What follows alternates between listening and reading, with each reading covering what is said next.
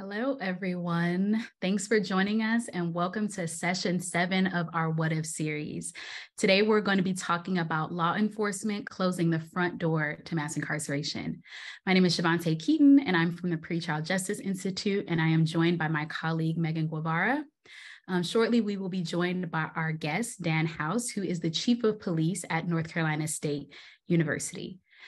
Chief House is going to be talking to us about North Carolina's experience with shifting local culture around using citation as a strategy to avoid the harms that are associated with custodial arrest. Yes, thanks, Shavante. I'm looking forward to this conversation today. A few weeks ago, we talked with the folks from the Center for Policing Equity about deflection strategies and what we could do to address needs outside of the criminal legal system that often bring people into contact with law enforcement, like lack of housing or substance use or mental health needs. And today we're going to look at the next step in the continuum. What happens when there is a reason to file charges against someone and law enforcement has to make the decision between a custodial arrest or issuing a citation or a summons. And the choice to issue a citation can have a really significant impact on someone's life when they're able to maintain their freedom pre-trial, when they can go to work, they can take care of their kids, they can participate in their defense while they're waiting for their day in court.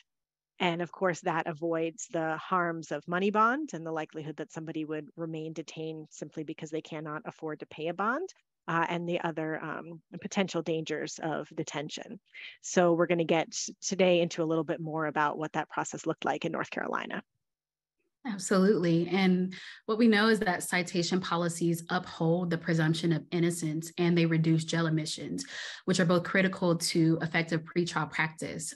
However, we know that we need to pay close attention to how citation practices are implemented so that we avoid unintended consequences. If citations aren't written in plain language, if the court dates on those citations are too far in the future, or if there aren't things like court reminder systems in place, then using citations can actually set people up for failure. And we also know that there is a potential to exacerbate racial and ethnic disparities if the discretion leads to arrest of more Black and Brown folks.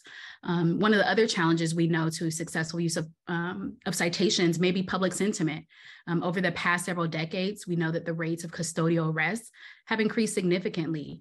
And there's often a public perspective that if someone isn't arrested, that they've gotten away with something. And so we know that that is something that could be could be a challenge to the successful implementation.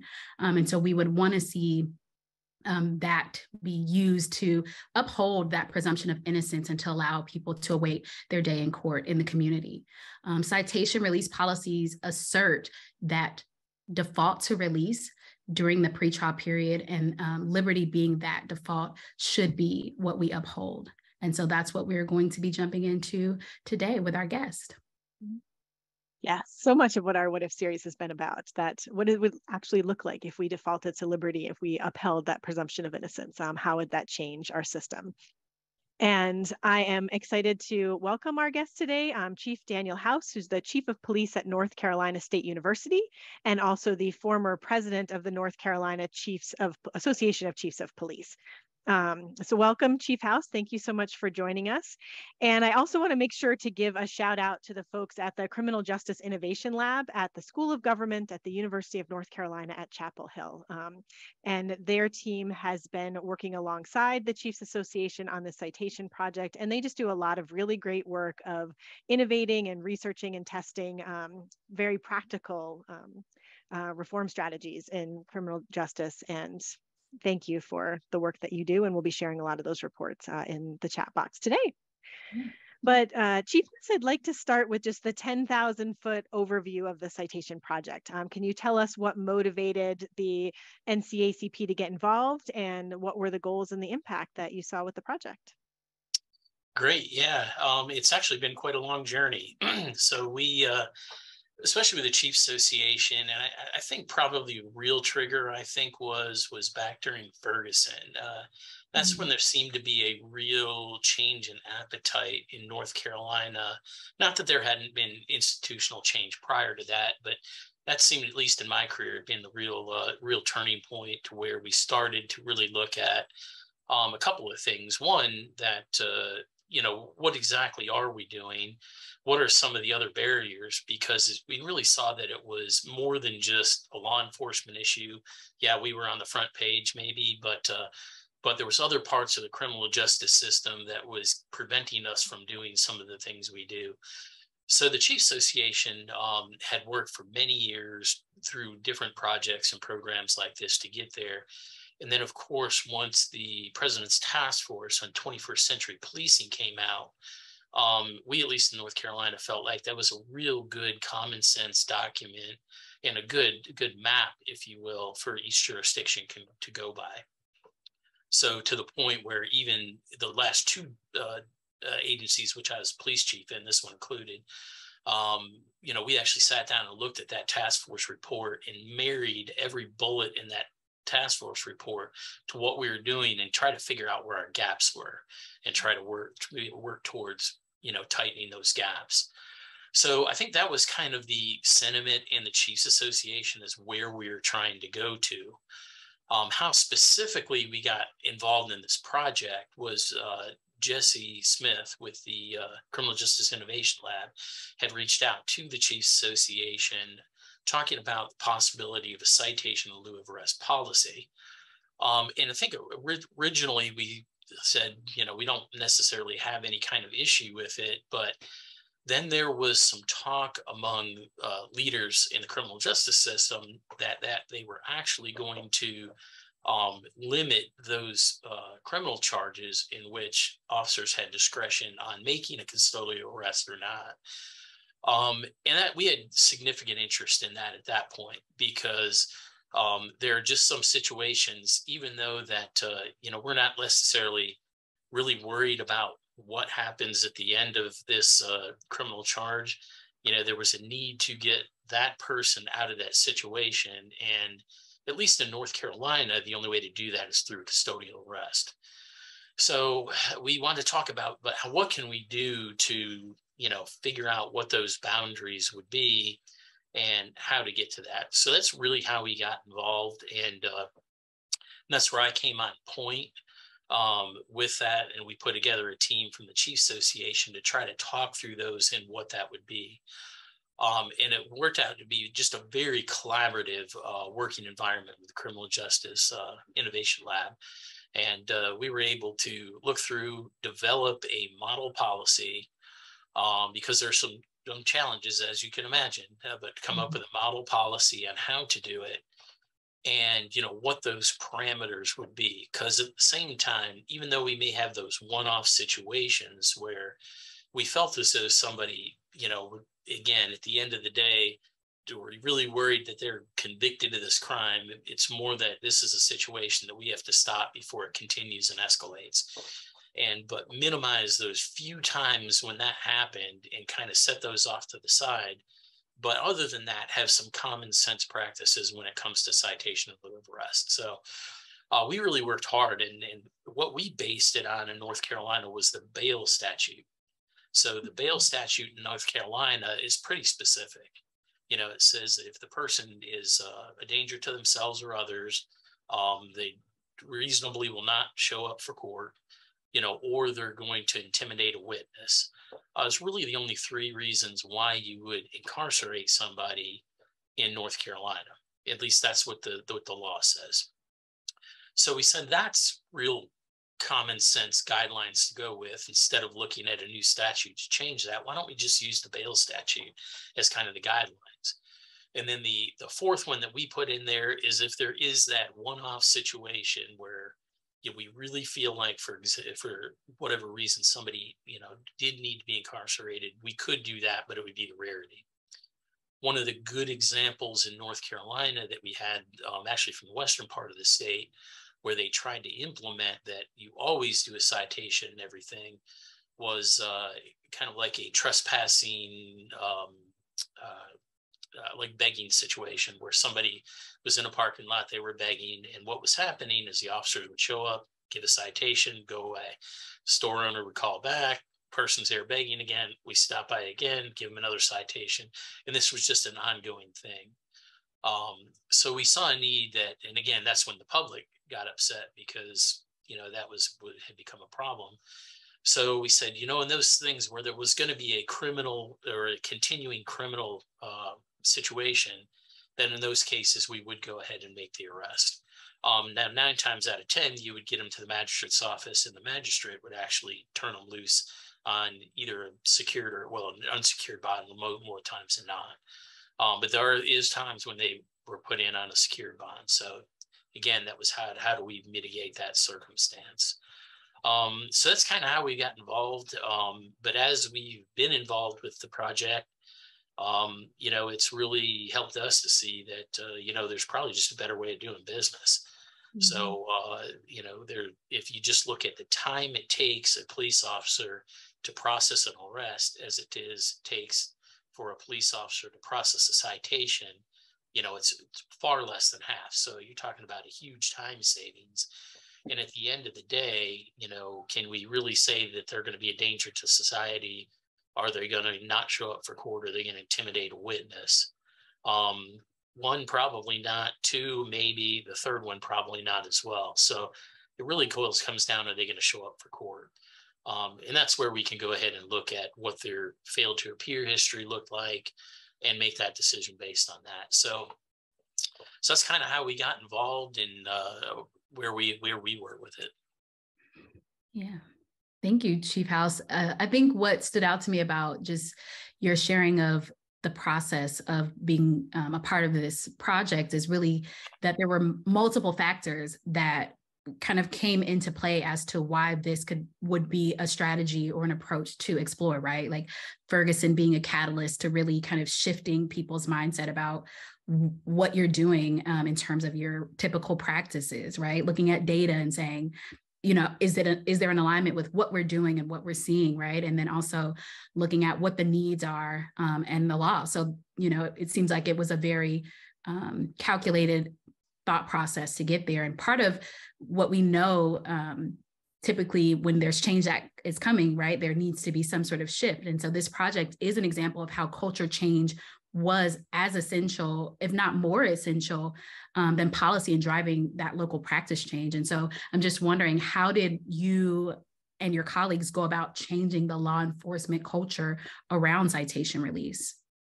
Well, it's definitely a huge lift. So, and when we started our discussions, that was kind of the core of what we were really worried about, getting police officers to change the way they've done things for many, many years.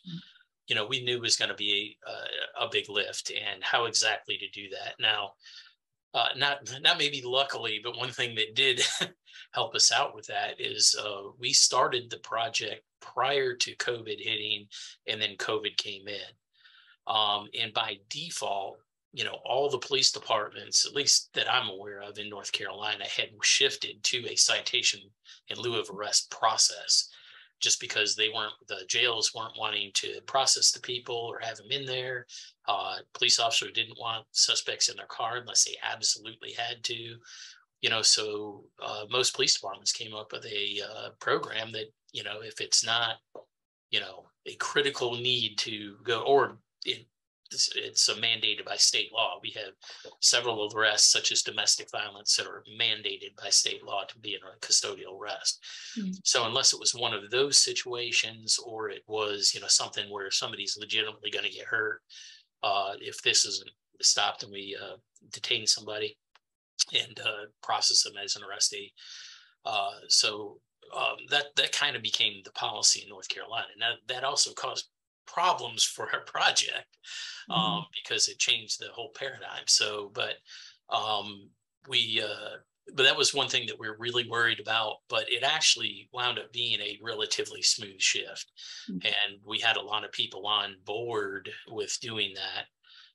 So that's kind of the way, and actually since that's happened, I think a lot of people have seen how more efficient their agency can be by continuing that process. So again, it was certainly an unintended consequence, but it's one thing that did happen during this project. But we did strategize ahead of time on how we were going to do that. Obviously, developing a good, simple policy and a simple process, which is what we really look to do. Not only that, but on the data collection side, something that isn't a giant document somebody has to get through to comply. It just be a simple checkbox document to get them to comply. That's really what we were strategizing to do to make that happen. So knowing full well, you can have the best policy in the world. If you're not enforcing it, if you're not on top of things, people are not going to follow that policy. They're going to get complacent and they're not going to. So even during the project, that was one of the bigger things with our agencies that participated to ensure that they're consistently turning in that information. Great. That was actually something that we wanted to explore a little bit more. On the one hand, fantastic that you've got this policy in place when so many systems have gone back to pre-COVID arrest levels, pre-COVID detention levels, even though we all experience the fact that we could reduce those arrests and still keep our communities safe. But that data collection can be a challenge. On the one hand, it's so necessary, especially if we want to look at potential unintended consequences, if we want to keep an eye out to make sure that we're not exacerbating racial and ethnic disparities in the use of citations or in any other practice. But especially with law enforcement, it seems like there's the argument like, oh, well, it's difficult to get the information and difficult to make sure that it's being collected routinely enough that we've got quality data to look at. So I'd love to hear more about how you went about that. And then when you started to see that complacency, what you were able to do to keep the data collection going. Well, two things. In North Carolina, at least, when it comes to traffic stop data for that, we've collected, race and ethnicity and stuff data on that for a very long time. So it's not something that was, unusual to law enforcement. And like this was a whole new concept and, the conspiracy about what people are using this information for. So we have done that for a long time. That is one source to collect a lot of data. But on the flip side to that, those, non-traffic related offenses where you have the interaction between the police officer, that's data that just didn't get collected really well unless there was arrest. So that was what to look at. How were we going to figure out how to make that happen? So again, we had come up with a simple form. What we really didn't want to do is slow down the entire process either. Again, we didn't want to have a complex reporting mechanism. So we made it very simple, pretty much a one-page form that, and then again, it just goes right down to what we tied to the bail statute. So, you would go in and it would have, are they endanger themselves or others? Are they not going to show up for court? Whatever the reason you have there, you would check it. And, if it was one of those, you give some type of reasoning why that was.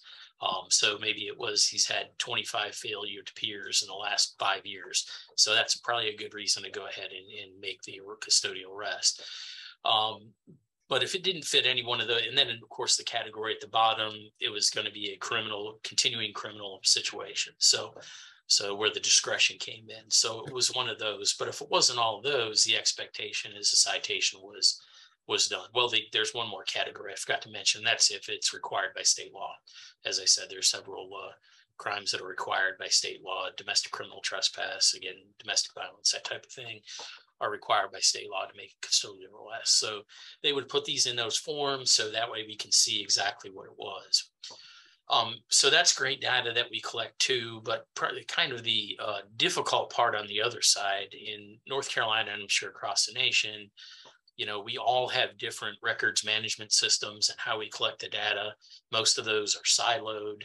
Mm-hmm. So it takes a voluntary sharing of that data also in a lot of cases outside this project.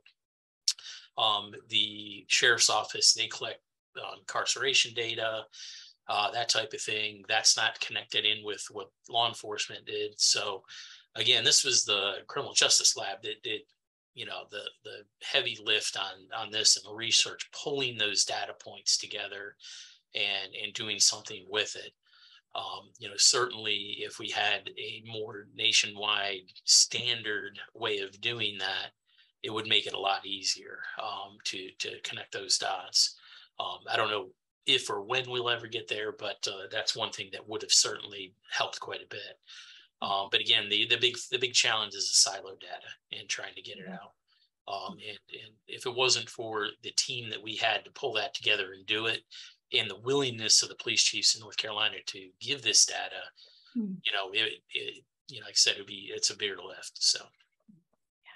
Yeah, that's a great point. Those university partnerships can be so valuable in a lot of circumstances. And I know one of the things I really appreciated in the reports was the way that race and ethnicity data was analyzed, both looking at the impact that the citation policies had, as well as who was coming into contact with law enforcement in the first place.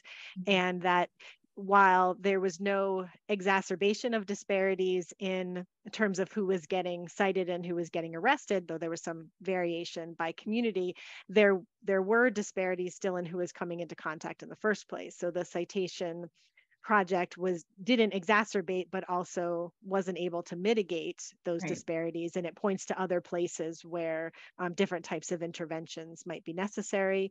And you've also mentioned a few times those situations where there's a situation that law enforcement feels like they have to de-escalate or they have to disrupt, and how data on that might also point to places where other types of programming or other types of services might be needed in the community, so that law enforcement aren't put in the position where you feel like you have to be the ones who are making an arrest because there's no other options for what to do in that particular situation.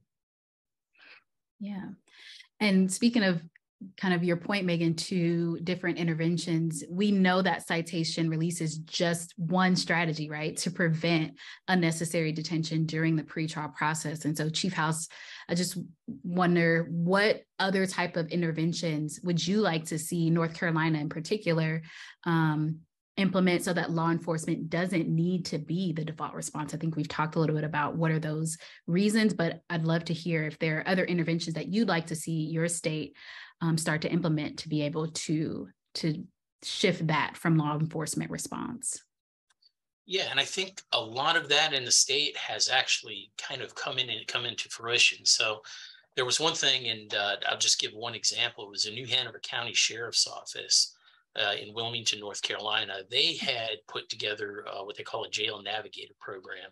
Mm-hmm. So this was a program where, regardless of what the state law said, they would actually go and look at everybody that came into the jail the past 24 hours, and try to determine, why they were there, what the crime was, look at their criminal history, if they repeat offenders, whatever the criteria that they put together was, and try to look if, that person is really somebody that needs to sit in jail for the next 30 days until their court date comes up. And, if they felt that they're not a danger to society, that type of thing, they were actually going before a judge and getting them released from jail. Mm-hmm. So it was and just not only the impact, on, the community and people that, found themselves in that situation, but, just prior to that, New Hanover County was looking to build a new jail. Mm-hmm. And through the Jail Navigator program, they saved the county, millions of dollars just by implementing this program. So, and again, these were low-level crimes, no threat to the community, that type of thing. So we weren't letting the worst of the worst out of jail. But I thought it was a great innovative program that Sheriff McMahon put together and implemented. And it's not only been copied throughout the state. Just recently, Senate Bill 300 passed in North Carolina that happened to have that in there. So not so much the jail navigation part, but it was also the where if we had anybody that's incarcerated goes before a judge within a certain period of time, and the judge reviews, along with the district attorney office, reviews that crime and kind of goes through that same process.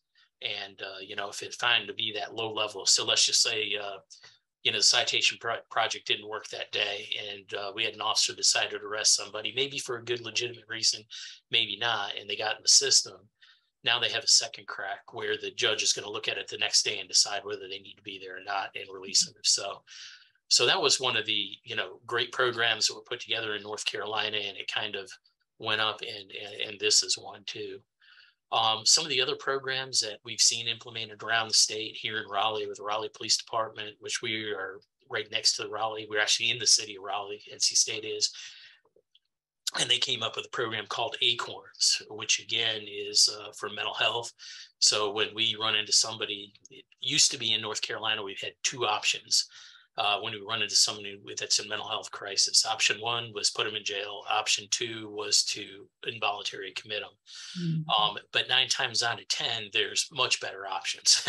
So now we have those programs in place. Of course, here we have them in the university, but we also can really work with Raleigh, where they have people that come out to the scene when you're dealing with somebody in crisis. Say if they were a non-student in my jurisdiction, and they would get them the necessary resources they need and would relieve the police officer to go back to doing what they needed to do and get that person the help they needed, in the system that they needed to, and not in the criminal justice system. So those are just kind of a couple of things that, I think are great.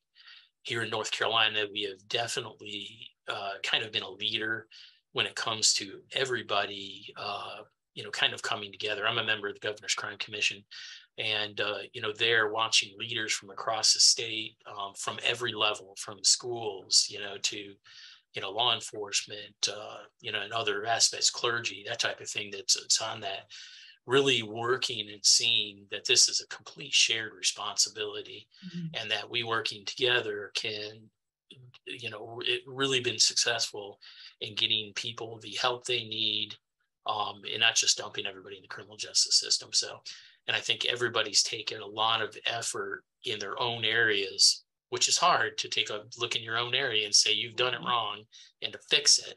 Yeah. But they've done a really good job here, and I'm really proud of the progress that the state has made, over the last several years. So certainly since Ferguson, but over the last several years, even more so. Thank you so much, Chief House. You've said a lot that's resonated with me about the importance of that culture change. That change is hard, but especially when you've got leadership that's recognizing the need for it and knowing that we need to do things differently can make all the difference, and making sure that good policy both is put forward in the first place and then implemented the way that it's intended, and then tracked to make sure that it has the impact that it's intended to have without unintended consequences.